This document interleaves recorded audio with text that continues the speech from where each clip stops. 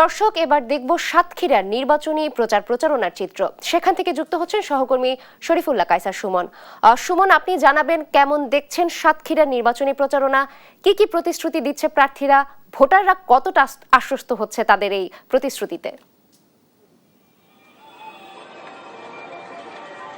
নাভিলা, দাঁড়িয়ে আছি সাতক্ষীরা 0 পয়েন্ট তথা নিউ মার্কেট চত্বর, শহীদ আলাউদ্দিন চত্বর। আপনি দেখতে পেলেন এক্ষুনি কিন্তু এখান থেকে চলে গেল হচ্ছে সরকারি ভোটের প্রচার প্রচারণার গাড়ি। সরকারি প্রচার প্রচারণা ভোটারদের আকৃষ্ট করবার জন্য যেমন এই যানটি গেল, ঠিক তেমনি ভাবে কিন্তু বিএনপি, জামায়াত, জাতীয় পার্টি সহ বিভিন্ন রাজনৈতিক দল, 6টি রাজনৈতিক প্রতিষ্ঠানের প্রচার প্রচারণা কিন্তু সমান্তরাল চলছে। তবে এই প্রচার প্রচারণার মধ্যে এগিয়ে থাকছে বিএনপি, জাতীয় পার্টি, জামাত ইসলামী, এই রাজনৈতিক দলের প্রতিদ্বন্দ্বী প্রার্থীরা।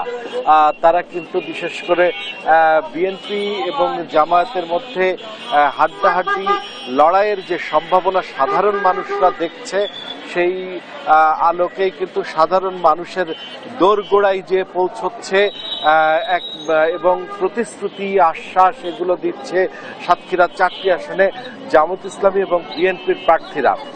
প্রত্যেকের প্রতিশ্রুতির কেন্দ্রবিন্দু কিন্তু এখানকার সুপেয় পানির আশ্বাস, এখানে উপকূলের সংকট মোকাবেলা, এগুলোই।